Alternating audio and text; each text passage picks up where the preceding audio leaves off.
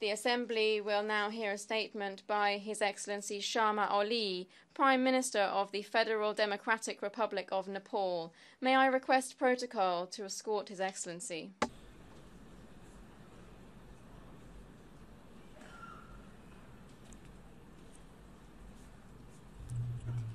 Tengo el honor de dar la bienvenida al It is my honour to give the floor to His Excellency Sharma Ali, Prime Minister of the Federal Democratic Republic of Nepal. I invite him to address the General Assembly. Mr. President, first of all, I extend warm felicitations to Madam President for her election to the presidency of this Assembly. The outgoing President deserves our appreciation for successfully steering the Assembly's work. We commend the Secretary General, Mr. Antonio Guterres, for the dedication, commitment, and leadership with which he has been serving the organization. As we commemorate the 100th birth anniversary of Nelson Mandela, I would like to pay my profound respect to him and for the cause he fought for. An iconic figure, he was a great human soul and remains a source of inspiration for peace, justice, harmony, forgiveness, and reconciliation. This year, we have lost an outstanding diplomat and visionary Secretary General Kofi Annan. I also pay sincere tributes for the tremendous contributions he made to promote peace, development, and human rights in the world. Mr. President, I bring greetings and best wishes from the land of Buddha and Sagarmatha, also known as Mount Everest, for the success of this session. Since I addressed from this podium in 2006, Nepal has undergone a historical political transformation. Through dialogue and deliberations, through mutual respect and accommodation, we staged a uniquely successful homegrown, nationally led and owned peace process. It had about peaceful transformation of an armed conflict. It was about restructuring of the state and promoting unity in diversity. It was about making Nepali people truly sovereign and a source of state power, and it was about institutionalizing and consolidating all those achievements in a democratic constitution through a popularly elected constituent assembly. Despite the difficulties in the wake of devastating earthquakes, the political leaders rose to occasion with a common resolve to promulgate the Constitution in September 2015, thereby fulfilling the 7-decade-long people's aspiration to write their own constitution. The Constitution of Nepal not only consolidates democratic quality under a federal republican order, but also embodies extensive rights and freedoms of the people. Separation of power, checks and balances, the rule of law, independence of judiciary, periodic elections, inclusive and proportional representation are the defining features of the Constitution. Our vision is of a comprehensive democracy that empowers individuals not only politically but also socially, economically, and culturally. Implementing the Constitution was another paramount task before us. We accomplished this historic task last year through free, fair, and impartial elections of federal, provincial, and local levels with record turnout and the participation of the people from all sections of our society. Most importantly, the elections brought 41% of women into elected bodies, we remain committed to bridging the gap of the remaining 9%. The elections not only ensure democratic rights of Nepali people in the widest possible manner, it has also produced a strong government in many years.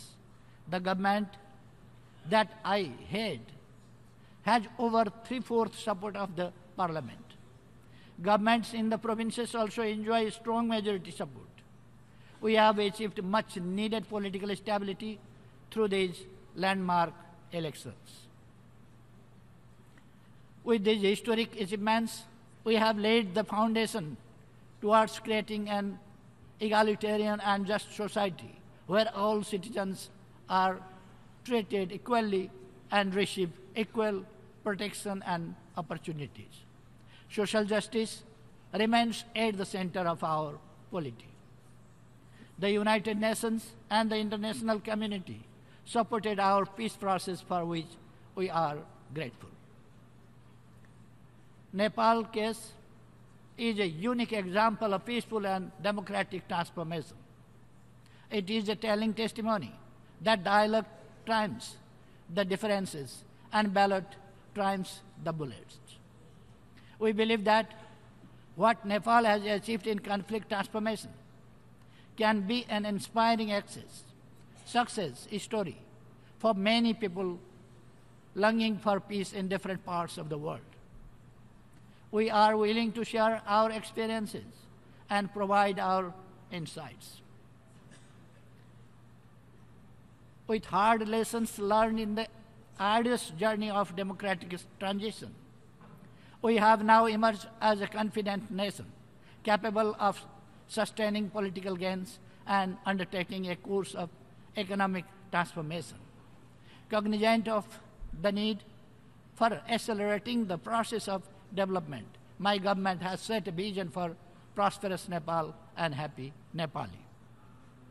We will realize this vision with the right mix of prudent utilization of natural resources and the optimal mobilization and management of human resources that we are endowed with. We count on continued goodwill, support, and cooperation from the international community in our development endeavors. Our foreign policy guides us to maintain amity with all and enmity with none. It has shaped our independent outlook on global issues which we consider on merit basis. We believe that regional and global efforts complement our national development efforts. In line with our foreign policy priority to regional cooperation, we have recently hosted the 4th summit meeting of BIMSTEC. We would like to see a revitalized SAARC as an important regional organization. Excellencies, the world today is at an important juncture with a unique juxtaposition of perils and promises. Challenges ranging from poverty, terrorism, climate change, food insecurity, forced displacement, and natural disasters to arms race continue to confront the global community.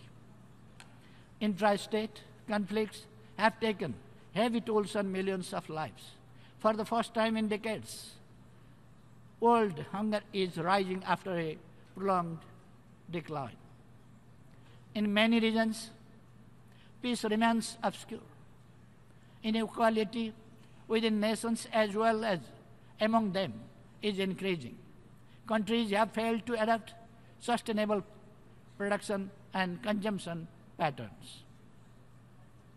In this context, the theme of the general debate, making the United Nations relevant to all people, global leadership and shared responsibilities for peaceful, equitable, and sustainable societies, resonates well the need of our time.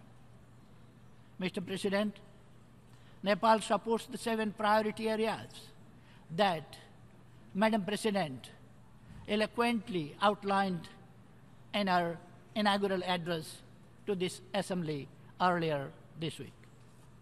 I hope the current session will seriously deliberate on these priority areas with seriousness and urgency that deserve. Here lies our political will and determination. With this commitment, we must ensure that the voice of the people struggling for their rights, liberty, freedom, and justice in various parts of the world, including Syria, Yemen, Palestine, and many other places, must be heard and addressed. Mr. President, the pursuit of making the UN relevant to all people is well captured in the philosophy of leaving no one behind. In this third year, global efforts in the implementation of the 2030 Agenda appear too few and far insufficient. Needless to say, the least developed countries are the battleground on which the 2030 Agenda will be won or lost. Development in LDCs appears dismal despite the record performance of global economy. International support measures are failing to make a dent. Implementation of the internationally agreed commitments made in their favor is far below our expectations. Reaching farthest behind first is not a luxury. It is not a charity either. It is an international obligation, a duty, and social responsibility.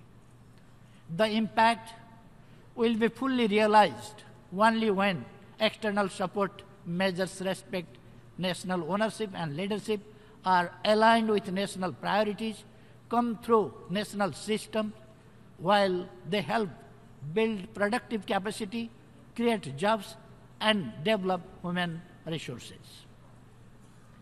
Only through smooth access to market, removal of trade barriers, injecting finance and investment, building capacity and transfer of technology, and overcoming the infrastructural bottlenecks can enable LDCs and LLDCs take path to sustainable development and integrate themselves in a global value chains. Ladies and gentlemen, when it comes to climate change, the clock of Kausat is ticking loud. The impact of climate change burdens the poorest and the most vulnerable countries, like my own country, Nepal, despite their negligible emission. We cannot remain a bystander when snow-clad mountains, known as water towers of the world, are receding and glaciers are retreating. Erratic weather patterns causing floods and inundation in the plains. It is an unpleasant irony that we have been victim of the catastrophes that we did not contribute for its casualty. The impacts of climate change on mountain and small island countries have been felt as existential threat.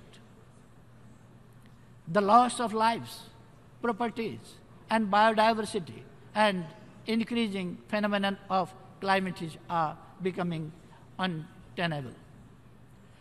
A matching and robust response is required. We cannot evade from the responsibility, nor will there be any excuse for inaction. We must act decisively in ensuring climate justice and respect the principle of common but differentiated responsibilities and respective capabilities. To make this happen, international cooperation and collaboration for adoption and mitigation is sine qua non. The Paris Agreement must be implemented in its entirety and good faith. Mr. President, the health and well-being of our children and youths is an investment for future. Delivering quality education, imparting skills, and spurring innovation can make a virtuous composite to enable youths to be relevant and be able to contribute to society and nation building. We must support for full development of their potentials, their creativity, and energy to flourish.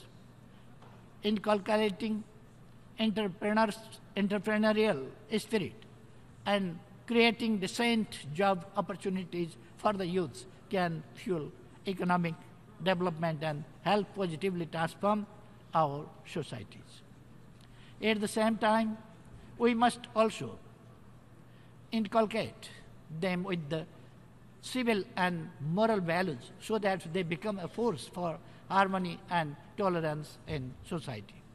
Mr. President, the frontiers of technologies are ever expanding, and they have been major driving force for social transformation. But the digital dividend is unevenly distributed, while the digital divide is widening. Technology has been a powerful agent of change and transformation. At the same time, technological revolution is disruptive. The developing countries, especially LDCs, are struggling to cope with the new modes of production and consumption. We must create an environment to ensure easy access to affordable technology and free the barriers for their transfer. This will provide a level playing field to all countries to benefit and propel economic growth through new technologies. Excellencies, this year the UN has taken boldest of the reform initiatives in decades. The cross-pillar restructuring of the organization gives us an important opportunity to strengthen its development pillar and prove its efficiency in delivery. We believe that the repositioned UN development system will better deliver on 2030 agenda. To ensure a second system, learning the new methods by a new generation of country teams is important.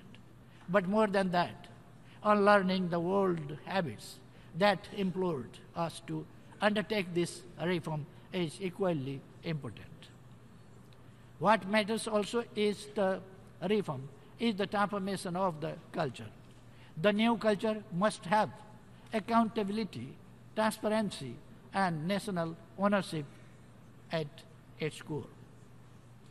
Nepal welcomes the reforms undertaken in peace and security architecture, as well as management of the organization.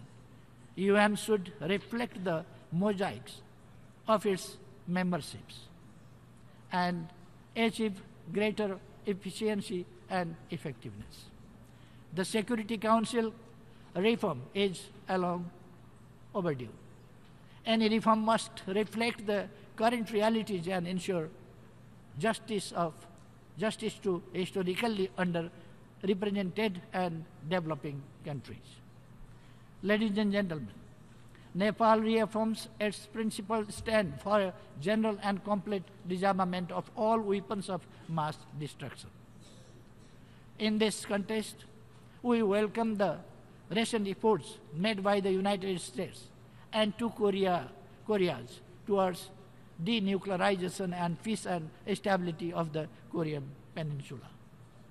Nepal welcomes the Secretary General's agenda for disarmament with a hope of renewed impetus to disarmament. Nepal commends the beginning of deliberations under the Kathmandu process for developing innovative confidence-building measures in the Asia-Pacific region. No region is immune from the menace of terrorism. Nepal strongly condemns all acts of terrorism committed by whomsoever and for whatever purposes. Nepal calls for an early conclusion of a comprehensive convention against terrorism. Mr. President, never has been the issue of human mobility so prominent in the agenda of the United Nations. Nepal looks forward to the December conference for the formal adoption of the Global Compact for safe, orderly, and regular migration. Ensuring human rights and well-being of all migrant workers remain our priority. Nepal believes that the compact will serve this purpose and make migration work for all. Nepal has hosted thousands of refugees for decades on a humanitarian ground. The international community must uphold the refugees' right to return to their homeland safely and with full dignity. Mr. President, the complexities and intractability of global conflict render the current thrust on conflict prevention even more important. Mediation, an underutilized tool, can be applicable in all phases of the conflict continuum. Nepal recently marked the 6 decades of partnership for peace with the UN. Nepal has responded to every call, even at the shortest notice and without national caveats. Nepal welcomes the Secretary General's initiative of action for peacekeeping and has endorsed the Declaration on Peacekeeping Operations. Troops and police contributing countries must be given fair opportunities to serve at the leadership positions both in the headquarters and the field missions. A sustained partnership for capacity building of peacekeepers and providing for their safety and security can enhance performance of peace operations. Nepal condemns attacks on peacekeepers. Ending the indignity of sexual exploitation and abuse is a must. Nonetheless, peace missions alone cannot substitute the homegrown preventive as well as conflict resolution measures. Our own experience tells that peacekeeping cannot do what the politically negotiated settlements can. Excellencies, Nepal's commitment to the protection and promotion of human rights is total and unflinching.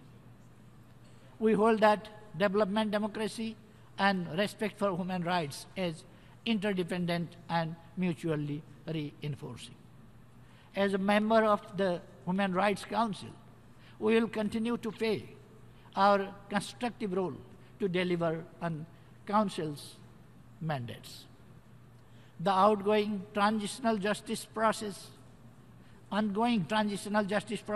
in Nepal respects the comprehensive peace accord as well as the ground reality for sustaining peace and delivering justice. We will not allow impunity in serious violations of human rights and humanitarian laws. Mr. President, we are living in an uncertain world. Cold War rivalries are resurfacing. Trade tensions are building up. Multilateralism is being questioned. The Secretary General's opening statement largely captures the realities of contemporary world and the sentiment of the member states. We, be it in the field of peace and security or in sustainable development, climate change, migration, and technology. We underscore the centrality of the United Nations as the most legitimate multilateral forum to deliberate on the challenges that we all confront globally. It is the obligation of all member states to preserve the sanctity of multilateralism and uphold respect for international law. The problems that we confront today at global scale can only be overcome by global collaboration and partnership in absolute trust and confidence. We are yet to make international system truly inclusive that promotes fairness, equality, and justice for all states, bigger or smaller. Before I conclude, Mr. President, let me reiterate Nepal's profound commitment to the principles and purposes enshrined in the UN Charter. We remain as firm as we have been in past 63 years since we joined this organization. The onus to give direction to the world lies on us. Our collective wisdom and leadership should aim at the realization of aspiration of all for peace and prosperity. Let us make a collective resolve that the 21st century history will not be written as a history of confrontation and conflict, of poverty, exclusion and underdevelopment, of injustice and exploitation. It should rather be a history of cooperation and harmony, of prosperity, inclusion and development, and of justice and fairness. Thank you very much. Thank you all. En nombre de la Asamblea. On behalf of the General Assembly, I wish to thank His Excellency Sharma Ali, Prime Minister of the Federal Democratic Republic of Nepal, for the statement just made, and I request protocol to escort His Excellency. The Assembly will now hear a statement by His Excellency Enele Soseni Sopoaga, Prime Minister and Minister for Public Utilities of Tuvalu. I ask protocol to escort His Excellency.